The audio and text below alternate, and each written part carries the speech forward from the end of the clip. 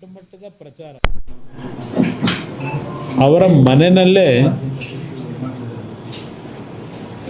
Inauguration ಮಾಡಿರ್ತಕ್ಕಂಥದ್ದು. ಈ SIRನ ಪ್ರಕ್ರಿಯೆಗೆ ಏನು ಇನಾಗ್ರೇಷನ್ ಮಾಡಿ ಎಲ್ರಿಗೂ ಸಂದೇಶ ಕಳಿಸಿದರು. ಆ ಸಂದೇಶದ ಮುಖಾಂತರವೇ ಈಗ ಇಷ್ಟೊಂದು ರಾಜ್ಯದಲ್ಲಿ ಮತದಾರರ ವಿಷಯದಲ್ಲಿ ಏನು ಈ ಒಂದು ಪ್ರಕ್ರಿಯೆ ಇದೆ, ಯಾವ ಮತದಾರರ ಲಿಸ್ಟ್ನಲ್ಲಿ ಅವರ ಹೆಸರಿಲ್ಲ ಅದನ್ನು ಅಡಿಷನ್ನು ಮಾಡ್ತಕ್ಕಂಥದ್ದು ಇರ್ಬೋದು, ಇಲ್ಲ ತೀರ್ಕೊಂಡು ಹೋದಂಥವ್ರು, ಇಲ್ಲ ಬೇರೆ ಕಡೆ ವರ್ಗಾವಣೆ ಇರತಕ್ಕಂಥವರ ಪರಿಷ್ಕೃತ ಪಟ್ಟಿಯನ್ನು ಮಾಡ್ತಕ್ಕಂಥದ್ದು. ಈ ರೀತಿ ಒಂದು 4-5 ನಿಯಮಾವಳಿಯನ್ನು ಕೊಟ್ಟು ಇವರಿಗೇನು ಪರಿಷ್ಕರಣೆ ಮಾಡಲಿಕ್ಕೆ ಹೇಳಿದ್ದಾರೆ. ಇವರು ಮಾಡ್ತಾ ಇರ್ತಕ್ಕಂಥದ್ದೇನು, ನಿನ್ನೆ ದಿನ ರಾಮನಗರದ ಚೌಲ್ಟ್ರಿಯಲ್ಲಿ ನಡೀತಾ ಇದ್ದಂಥ ವಿಷಯಗಳನ್ನು ಹಲವಾರು ಚೌಲ್ಟ್ರಿಗಳಲ್ಲಿ ತಾವೆಲ್ಲ ತಮ್ಮ ಮಾಧ್ಯಮದಲ್ಲಿ ಇವತ್ತೇನು ಜನತೆ ಮುಂದಿಟ್ಟಿದ್ದೀರಿ. ಈಗ ನಿಮ್ಮ ಮುಂದೆ ನಾನು ಇಟ್ಟಿರ್ತಕ್ಕಂಥದ್ದು ಯಶವಂತಪುರದ ಮಹಾನ್ ನಾಯಕರು ಭಾಳ ಚೆನ್ನಾಗಿ ಮಾತನಾಡ್ತಾರೆ. ಪಾಪ ಕಾಂಗ್ರೆಸ್ಸು JDSನ ಸಮ್ಮಿಶ್ರ ಸರ್ಕಾರ ಇದ್ದಾಗ ರಾತ್ರಿ ಕದ್ದು ಚೆನ್ನೈಗೆ ಹೋಗಿ ನನ್ನ ಕ್ಷೇತ್ರ ಅಭಿವೃದ್ಧಿ ಆಗಬೇಕು, ಅಭಿವೃದ್ಧಿಗೋಸ್ಕರವಾಗಿ ನಾನು ಕಾಂಗ್ರೆಸ್ ಬಿಟ್ಟು BJP ಸೇರ್ತೀನಿ ಅಂತ ಹೇಳಿ BJPಗೆ ಸೇರಿ BJPನಲ್ಲಿ 3 ವರ್ಷ ಮಂತ್ರಿ ಪದವಿನೂ ಎಂಜಾಯ್ ಮಾಡಿ ನಂತರ ಕಾಂಗ್ರೆಸ್ ಸರ್ಕಾರ ಬಂದರೆ ಅಯ್ಯೋ ನನ್ನ ಕ್ಷೇತ್ರದಲ್ಲಿ ಇನ್ನೂ ಕೆಲಸಗಳಾಗಿಲ್ಲ, ಅಭಿವೃದ್ಧಿಗೋಸ್ಕರವಾಗಿ ಕಾಂಗ್ರೆಸ್ ಬೆಂಬಲ ಕೇಳಲಿಕ್ಕೆ ಹೋಗಿದ್ದೀನಿ ಅವರ ಮಂತ್ರಿಗಳ ಹತ್ರ ಅಂತ ಹೇಳ್ತಾ ಇದ್ದಂಥ ವ್ಯಕ್ತಿ ಯಾವ ಸಂದರ್ಭದಲ್ಲಿ ಯಾವ ಪಕ್ಷ ಅದೆಲ್ಲ ಅವರವರ ಹಣೆ ಬರ ಇರಲಿ. ಇವತ್ತು ಈ ಒಂದು ಪ್ರಕ್ರಿಯೆಯಲ್ಲಿ ಈ ಅಧಿಕಾರಿಗಳಿಗೆ ಅವರ ಒಂದು ಬುಕ್ಲೆಟ್ಗಳು, ಅವ್ರ ಫೋಟೋ ಇರ್ತಕ್ಕಂಥ ಬುಕ್ಲೆಟ್ಗಳಲ್ಲಿ ಅದು ಮತದಾರರ ಲಿಸ್ಟ್ ಇಟ್ಕೊಂಡವರು ಏನು ಇಟ್ಕೊಂಡಿದ್ದಾರೋ ಅದೆಲ್ಲ ತನಿಖೆ ಆಗಬೇಕು. ಇವತ್ತು ಮತದಾರರನ್ನ ಇವತ್ತೇನು ಐಡೆಂಟಿಫೈ ಮಾಡ್ತಕ್ಕಂಥ ವಿಷಯದಲ್ಲಿ ಸರ್ಕಾರದ ಅಧಿಕಾರಿಗಳನ್ನು ಡೆಪ್ಯೂಟ್ ಮಾಡಿದ್ದಾರೆ ಸರ್ಕಾರದಲ್ಲಿ. ಬಹುಶಃ ಈಗಿನ ಸರ್ಕಾರದಲ್ಲಿ ಇವರಿಗೆಲ್ಲರಿಗೂ ತಯಾರು ಮಾಡೇ ಕಳಿಸಿದ್ದಾರೆ. ಇಡೀ ರಾಜ್ಯದ ಅಧಿಕಾರಿಗಳಿಗೆ ಈ ಸರ್ಕಾರದ ಗುಲಾಮರಾಗಿ ಕೆಲಸ ಮಾಡಿ ಅಂತ ಹೇಳಿರಬೇಕು ಬಹುಶಃ. ಇವತ್ತು ನಿಮಗೆ ರೆಡ್ ಹ್ಯಾಂಡ್ ಆಗಿ ಯಾವೊಬ್ಬ ಅಧಿಕಾರಿ ಇವತ್ತು ಪ್ರಾಮಾಣಿಕವಾದ ಕೆಲಸ ಮಾಡಬೇಕು ಪಾರದರ್ಶಕತೆಯಿಂದ. ಯಶವಂತಪುರದ ತಾವರೆಕೆರೆ ಭಾಗದಲ್ಲಿ ಇವತ್ತು ಬೆಳಗ್ಗೆ ನಮ್ಮ ಕಾರ್ಯಕರ್ತರು ಇದನ್ನೇನು ಸೀಸ್ ಮಾಡಿದ್ದಾರೆ, ಆ ಹೆಣ್ಣುಮಗಳು ಇವತ್ತು ಅಧಿಕಾರಿಯಾಗಿ ಏನು ಕೆಲಸ ಮಾಡ್ತಾರೆ, ಸಾರಿ ಕೇಳ್ತಾರೆ. ಇನ್ನೊಬ್ಬ ಅಧಿಕಾರಿ ಬರ್ತಾನೆ, ಆಯ್ತು ಈಗ ಮಾಡಿದ್ದು ವಿಡಿಯೋ ಮಾಡಬೇಡಿ ಅಂತಾನೆ. ಇದು ಯಾವ ರೀತಿ ನಡೆಸ್ತಾ ಇದ್ದಾರೆ ನಮ್ಮ ಕಾಂಗ್ರೆಸ್ನ ಈಗ ಹೊಸ ಅಧ್ಯಕ್ಷರು ಏನು ಭಾಷಣ ಮಾಡ್ತಾರೆ ಪಾಕಿಸ್ತಾನದ ಬಗ್ಗೆ, ಮತ್ತಿನ್ನು ಉಂಡಿ ಕಳ್ತನದ ಬಗ್ಗೆ ಎಲ್ಲ ಮಾಡ್ತಾರೆ. ನೀವೇ ಉಂಡಿ ಕಳ್ತನ ಮಾಡೋಕ್ಕೆ ಹೇಳಿದ್ದೀರಿ ಅಧಿಕಾರಿಗಳಿಗೆ. ನಿಮ್ಮ ನಾಯಕತ್ವದಲ್ಲಿ ಏನು ಮಾಡಿಸ್ತಾ ಇದ್ದೀರಿ? ನಿಮ್ಮ ಮುಖ್ಯಮಂತ್ರಿಗಳ ನಾಯಕತ್ವದಲ್ಲಿ ನೀವು ಮತದಾರರ ಉಂಡಿನೇ ಕಳ್ತನ ಮಾಡೋಕ್ಕೆ ಹೊರಟಿದ್ದೀರಲ್ಲ. ಸಂವಿಧಾನದ ಬಗ್ಗೆ ಚರ್ಚೆ ಮಾಡ್ತೀರಿ, ಇವತ್ತು ಮತದಾರರ ಉಂಡಿನೇ ಲೂಟಿ ಹೊಡೆಯೋಕ್ಕೆ ಹೊರಟಿರ್ತಕ್ಕಂಥ ಸರ್ಕಾರ ಇದು.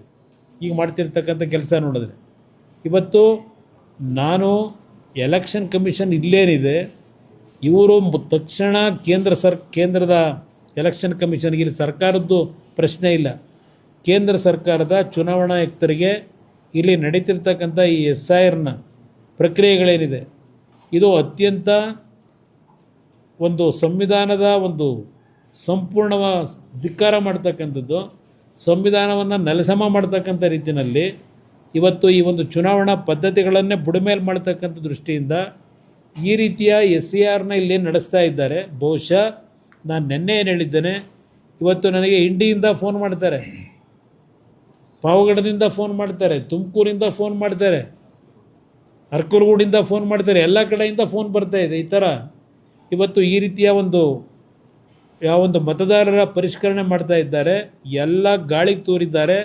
ಅಂತಕ್ಕಂಥದ್ದನ್ನು ನನಗೇನು ಮಾಹಿತಿ ಕೊಡ್ತಾ ಇದ್ದಾರೆ. ಇವತ್ತು ಮಧ್ಯಾಹ್ನ 3 ಗಂಟೆಗೆ ನಮ್ಮ ಪಕ್ಷದ ಫ್ಲೋರ್ ಲೀಡರ್ ಏನಿದ್ದಾರೆ ಸುರೇಶ್ ಬಾಬು ಅವರು ಮತ್ತು ಹಲವಾರು ಶಾಸಕರುಗಳೊಂದಿಗೆ ನಿಖಿಲ್ ಕುಮಾರಸ್ವಾಮಿಯವರು ಸಹ ಇವತ್ತು ಮಧ್ಯಾಹ್ನ 3 ಗಂಟೆಗೆ ಚುನಾವಣಾ ಆಯುಕ್ತರನ್ನ, ರಾಜ್ಯದ ಚುನಾವಣಾ ಆಯುಕ್ತರನ್ನ ಭೇಟಿ ಮಾಡ್ತಾ ಇದ್ದಾರೆ. ಅಧಿಕಾರಿಗಳನ್ನ ಭೇಟಿ ಮಾಡಿ ಇಲ್ಲಿ ನಡೆದಿರ್ತಕ್ಕಂಥ ವಿಷಯಗಳನ್ನು ಇವತ್ತೆಲ್ಲೇನು ಒಂದು ದಾಖಲೆಗಳ ಸಮೇತ ಅವರಿಗೆ ಕೊಡ್ತಾ ಇದ್ದಾರೆ. ನಾನು ಈ ಸರ್ಕಾರಕ್ಕೆ ಏನಾದರೂ ಮಾನ ಮರ್ಯಾದೆ ಇದ್ದರೆ, ನೆನ್ನೆ ಈ ಪದ ಬಳಸ್ತಿಲ್ಲ ನಾನು, ಇವತ್ತು ಈ ಸರ್ಕಾರಕ್ಕೆ ಮಾನ ಮರ್ಯಾದೆ ಇದ್ದರೆ, ಈ ದೇವ್ರ ಮೇಲೆ ನಂಬಿಕೆ ಇದ್ದರೆ, ಈ ನಟನೆ ಬಿಟ್ಟು ಪಾಪ ಏನು ವಿಧಾನಸೌಧದ ಮುಂದೋಗಿ ಅಲ್ಲಿ ನಮ್ಮ ಕೇಂದ್ರದ ಗೌರವಾನ್ವಿತ ಪ್ರಧಾನಮಂತ್ರಿಗಳು 2014ರಲ್ಲಿ ಪಾರ್ಲಿಮೆಂಟ್ಗೆ ಹೋಗಬೇಕಾದ್ರೆ ಏನೊಂದು ದೇವಸ್ಥಾನ ಅದು ಅಂತಕ್ಕಂಥ ರೀತಿಯಲ್ಲಿ ನಮಸ್ಕಾರ ಮಾಡೋದ್ರು, ಆ ಒಂದು ಪುನರುಚ್ಚಾರ ಮಾಡ್ತಕ್ಕಂಥದ್ದು ನೋಡಿದಾಗ ಏನು ದೊಡ್ಡ ಬದಲಾವಣೆ ಆಗಿಬಿಟ್ಟಿದೆ ಈ ಮನಸ್ಸಿನಲ್ಲಿ ಅಂದ್ಕೊಂಡಿದ್ದೆ. ವಿಧಾನಸೌಧದ ಮುಂಭಾಗದಲ್ಲಿ ಕೆಂಗಾಲ್ ಹನುಮಂತನವರು ಕಟ್ಟಿಸಿರ್ತಕ್ಕಂಥ ವಿಧಾನಸೌಧದ ಮುಂಭಾಗದಲ್ಲಿ ಏನು ತಲೆಯನ್ನು ಆ ಮೆಟ್ಲುಗಳ ಮೇಲೆ ಇಟ್ಟು ಏನು ಭಾಳ ಗೌರವ ತೋರಿಸಿದ್ರು. ತುಂಬ ಬದಲಾವಣೆ ಆಗಿದೆ, ರಾಜ್ಯದಲ್ಲಿ ಹೊಸ ಬದಲಾವಣೆ ತರ್ಬೋದೇನೋ ಅಂತಕ್ಕಂಥ ಒಂದು ಅವರ ನಡವಳಿಕೆ ನೋಡಿದಾಗ ನನಗೇನು ಮನಸ್ಸಿತ್ತು, ಈ ಬದಲಾವಣೆ ಯಾವ ರೀತಿ ಅಂತಕ್ಕಂಥದ್ದನ್ನು ಇವತ್ತು ಏನು ನಡೀತಾ ಇದೆ ಇದಕ್ಕೆ ಮೂಲ ಕಾರಣ ಪುರುಷರು ಇವರೇ.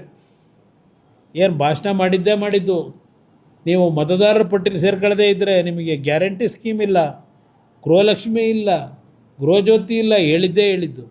ಇವತ್ತು ನಿಮಗೇನಾದರೂ ನಿಮ್ಮ ಅಧಿಕಾರಿಗೆ ಇಂಥದ್ದು ಏನೋ ಒಂದು ಇಲಾಖೆ ಬೇರೆ ಥರದವ್ರಂತೆ ಇವತ್ತಿಂದ. ಪ್ರಜಾಸೇವೆ ಇದೇ ಅಲ್ವೇ, ಪ್ರಜಾಸೇವೆ ಮಾಡಿಸ್ತಾ ಇರೋದು ನಿಮ್ಮ ಅಧಿಕಾರಿಗಳ ಹತ್ರ. ಯಾರ ಮೇಲೆ ಆಕ್ಷನ್ ತಗೋತಾ ಇದ್ದೀರಿ? ಚುನಾವಣಾ ಆಯುಕ್ತರಿಗೆ ನಾನು ಡಿಮ್ಯಾಂಡ್ ಮಾಡ್ತೀನಿ, ಇವತ್ತು ಆ ರಾಮನಗರದ ಜಿಲ್ಲಾಧಿಕಾರಿ ಯಾವ ರೀತಿ ನಡ್ಕೊಂಡಿದ್ದಾರೆ, ಇವತ್ತು ಇಲ್ಲಿ ಯಶವಂತಪುರದಲ್ಲಿ ಯಾವ ರೀತಿ ನಡೀತಾ ಇದೆ, ಇವರು ಏನಾದರೂ ಜಿಲ್ಲಾಧಿಕಾರಿಗಳಿಗೆ ಅವರ ಕೆಲಸದ ಯಾವ ರೀತಿ ನಡೆಸಬೇಕು ಅಂತಕ್ಕಂಥದ್ದು ಕನಿಷ್ಠ ಇವರಲ್ಲಿ ಶಿಸ್ತು ಇದ್ದಿದ್ರೆ ಇಷ್ಟೊತ್ತಿಗೆ ಆ್ಯಕ್ಷನ್ ತಗೋಬೇಕಾಗಿತ್ತು. ಯಾರ ಮೇಲೆ ಆ್ಯಕ್ಷನ್ ತಗೊಂಡಿದ್ದೀರಿ? ಇವತ್ತು ವಿಡಿಯೋ ಸಮೇತ ಇವತ್ತಲ್ಲಿ ನಡೆದಿರ್ತಕ್ಕಂಥದ್ದನ್ನು ಯಶವಂತಪುರದ ನಿಮ್ಮ ಮುಂದೆ ಇಟ್ಟಿದ್ದೇವೆ. ಅದರಿಂದ ಇವತ್ತು ಕೇಂದ್ರ ಸರ್ಕಾರ ಅಲ್ಲ, ಕೇಂದ್ರದ ಚುನಾವಣಾ ಆಯುಕ್ತರಿಗೂ ಸಹ ಸಮಯ ಕೇಳಿ ಅಲ್ಲೂ ಭೇಟಿ ಮಾಡಿ ಇವತ್ತು ಈ ರಾಜ್ಯದಲ್ಲಿರ್ತಕ್ಕಂಥ ಅಧಿಕಾರಿಗಳನ್ನೇ ಮುಂದುವರಿಸಿ ಈ ಒಂದು ಪ್ರಕ್ರಿಯೆಗಳನ್ನು ನಡೆಸಿದರೆ ಈ ರಾಜ್ಯ ಸಂವಿಧಾನವನ್ನು ಸಂಪೂರ್ಣವಾಗಿ ಕೊಲೆಗಡಕರು ಇವರು. ಬೇರೆಯವ್ರಿಗೆ ಹೇಳ್ತಾರೆ, ಸಂವಿಧಾನದ ಬುಕ್ ಹಿಡ್ಕೊಂಡು ಪ್ರತಿನಿತ್ಯ ಹೇಳ್ತಕ್ಕಂಥವ್ರು ಏನಿದ್ದಾರೆ, ಯಾವ ಸಾಧನೆ ಮಾಡಲಿಕ್ಕೆ ಹೊರಟಿದ್ದೀರಿ ನೀವು ಇವತ್ತು ಈ ಸರ್ಕಾರದಲ್ಲಿ? ಅದರಿಂದ ಇವತ್ತು ನಿಷ್ಪಕ್ಷಪಾತವಾದಂಥ ಒಂದು ಪ್ರಕ್ರಿಯೆಗಳಾಗಬೇಕು ಅಂದರೆ, ಪರಿಷ್ಕರಣಾ ಪಟ್ಟಿ ಆಗಬೇಕು ಅಂತ ಇದ್ದರೆ ಈ ರಾಜ್ಯದಲ್ಲಿರ್ತಕ್ಕಂಥ ಅಧಿಕಾರಿಗಳನ್ನು ಇಟ್ಕೊಂಡು ಇವರು ಯೋಗ್ಯತೆ ನೋಡಿದ್ರೆ ಮಾಡಲಿಕ್ಕೆ ಸಾಧ್ಯ ಇಲ್ಲ. ಇದು ಇವತ್ತು ವೆಸ್ಟ್ ಬೆಂಗಾಲ್ನಲ್ಲಿ ಏನು ಭಾಳ ದೊಡ್ಡ ಮಟ್ಟದಲ್ಲಿ ಚರ್ಚೆ ಮಾಡಿದ್ರಲ್ಲ, ಹಾಗಾಗಿದೆ ಹೀಗಾಗಿದೆ, ಅದಕ್ಕೆ ಬೇರೆಯವ್ರನ್ನ ಡೆಪ್ಯೂಟ್ ಮಾಡೋದಲ್ಲ ಸುಪ್ರೀಂ ಕೋರ್ಟ್ನಿಂದ. ಆ ರೀತಿ ಬಹುಶಃ ಇದು ಬೇರೆ ಒಂದು ಮುಖ್ಯಸ್ಥರುಗಳನ್ನು ತರಬೇಕಾಗ್ತದೆ.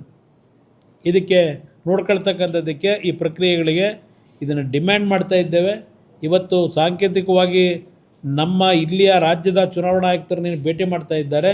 ಸದ್ಯದಲ್ಲೇ ಕೇಂದ್ರದ ಚುನಾವಣಾ ಆಯುಕ್ತರ ಒಂದು ಭೇಟಿಗೆ ಅವಕಾಶವನ್ನು ಕೇಳಿ ಇದೆಲ್ಲದರ ಮಾಹಿತಿಗಳನ್ನು, ದಾಖಲೆಗಳನ್ನು ಒಳಗೊಂಡಂತೆ ಇವತ್ತು ಈ ಒಂದು ಚುನಾವಣಾ ಆಯುಕ್ತರ ಮುಂದೆ ಇಡಬೇಕು ಅಂತಕ್ಕಂಥದ್ದು ತೀರ್ಮಾನ ಮಾಡಿದ್ದೇವೆ.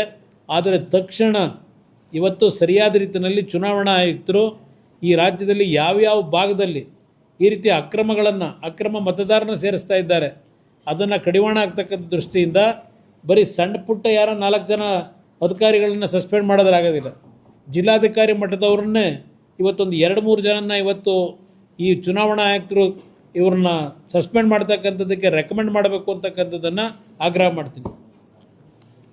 ಪಶ್ಚಿಮ ಬಂಗಾಳದಲ್ಲಿ ಈ ರೀತಿ ಮಾಡಿದ್ರಿಂದ ಅಧಿಕಾರ ಕಳ್ಕೊಳ್ಳುವಂತ ಪರಿಸ್ಥಿತಿ ಆಗ್ತದೆ ಅಂತ ಭಯ ಕಾಡ್ತಾ ಇರೋದ್ರಿಂದ ಇಂಥ ಅಕ್ರಮಗಳಿಗೆ ಕೈ ಹಾಕಿದ್ದಾರೆ. ಇದರಲ್ಲಿ ಯಾವ ಸಂಶಯವೂ ಇಲ್ಲ. ಇವತ್ತು ಈ ರೀತಿ ಇವರೇನು ಮಾಡಲಿಕ್ಕೆ ಹೊರಟಿದ್ದಾರೆ, ಒಂದು ಕಡೆ ಯಾವೊಂದು ಗ್ಯಾರಂಟಿ ಸ್ಕೀಮ್ಗಳು ಅಂತೇಳಿ 3 ವರ್ಷದ ಹಿಂದೆ ಘೋಷಣೆ ಮಾಡಿದ್ರು. ಅವತ್ತು ಇವರಿಗೆ ಪರಿಜ್ಞಾನ ಇರಲಿಲ್ವಾ? ಯಾವ ರೀತಿಯಲ್ಲಿ ಈ ಕಾರ್ಯಕ್ರಮವನ್ನು ಅನುಷ್ಠಾನಕ್ಕೆ ತರಬೇಕು, ಸರಿಯಾದ ಫಲಾನುಭವಿಗಳಿಗೆ ಕೊಡ್ತಕ್ಕಂಥದ್ದಕ್ಕೆ ಇವರಿಗೆ ಅನುಭವ ಇರಲಿಲ್ವಾ? ಇವರೆಲ್ಲ ಸೀನಿಯರ್ ಲೀಡರ್ಗಳೇ ಇದ್ದಾರೆ. ಆಗ ತರಾತುರಿನಲ್ಲಿ ಮತ ಪಡೀತಕ್ಕಂಥ ಒಂದು ಹಿನ್ನೆಲೆಯಲ್ಲಿ ಚುನಾವಣೆಯಲ್ಲಿ ಗೆಲ್ಲಬೇಕು ಅನ್ನೋದಕ್ಕೆ. ಈ ರೀತಿ ಮತದಾರರ ಮೇಲೆ ಪ್ರಭಾವ ಮಾಡಿ ಬೀರಿ ಇವತ್ತು ಈಗ ಇಲ್ಲ ದುಡ್ಡು ಭಾಳ ರೀತಿಯಲ್ಲಿ ಅಕ್ರಮವಾಗಿ ಹೋಗ್ತಾ ಇದೆ, ಇದನ್ನು ನಿಲ್ಲಿಸಬೇಕು ಅಂತ ಹೇಳಿ 3 ವರ್ಷ ಆದಮೇಲೆ ಈಗ ನಿಮಗೆ ಮನವರಿಕೆ ಆಗಿದೆಯಾ? ಇವತ್ತು ಯಾವ ಒಂದು ಜಾತಿಯ ಹೆಸರಿನಲ್ಲಿ ಮತ್ತು ಪ್ರತಿಯೊಬ್ಬರ ಒಂದು ಮಾಹಿತಿಗಳನ್ನು ಸಂಗ್ರಹ ಮಾಡ್ತಾ ಇರತಕ್ಕಂಥದ್ದು, ಅದರ ಜೊತೆಗೆ SIRನಲ್ಲಿ ಅಕ್ರಮ ಮಾಡ್ತಾ ಇರತಕ್ಕಂಥದ್ದು, ಮುಂದಿನ ಚುನಾವಣೆಯಲ್ಲಿ ಈ ನಾಡಿನ ಜನ ನಿಮ್ಮನ್ನು ತಿರಸ್ಕಾರ ಮಾಡ್ತಾರೆ ಅಂತಕ್ಕಂಥ ಒಂದು ಹಿನ್ನೆಲೆಯಲ್ಲೇ ಈ ರೀತಿಯ ಎಲ್ಲ ರೀತಿ ಕಾನೂನು ಬಾಹಿರ ಚಟುವಟಿಕೆಗಳಿಗೆ ಆಸ್ಪದ ಕೊಟ್ಟಿದ್ದೀರಿ. ಒಂದು ಹೇಳ್ತೀನಿ ನಿಮಗೆ, ನಾನು ನಮ್ಮ ಮಾಧ್ಯಮದಲ್ಲೇ ಬರೋದು ನೋಡ್ತಾ ಇರ್ತೀವಿ. ಇವತ್ತು ವೆಸ್ಟ್ ಬೆಂಗಾಲ್ನಲ್ಲಿ 3 ಅವಧಿಗೆ ಮುಖ್ಯಮಂತ್ರಿಯಾಗಿ ಕೆಲಸ ಮಾಡಿದವರು, 3 ಅವಧಿಗೆ 15 ವರ್ಷ. ಇವತ್ತು ಅಲ್ಲಿ ಹಲವಾರು ಜನ ಸೀನಿಯರ್ ಲೀಡರ್ಗಳು ಆ ಪಕ್ಷದಲ್ಲಿದ್ದಂಥವ್ರು ಬಿಟ್ಟೋಗಿರೋದೊಂದು ಭಾಗ. ಆದರೆ ರಸ್ತೆಯಲ್ಲಿ ಹೋಗ್ತಕ್ಕಂಥ ಸಂದರ್ಭದಲ್ಲಿ ಗೆದ್ದಂಥ ಕೆಲವು ಚುನಾಯಿತ ಪ್ರತಿನಿಧಿಗಳಿಗೂ ಇವತ್ತು ಮೊಟ್ಟೆ ಹೊಡೆಯತಕ್ಕಂಥದ್ದು ಏನು ನಡೀತಾ ಇದೆ.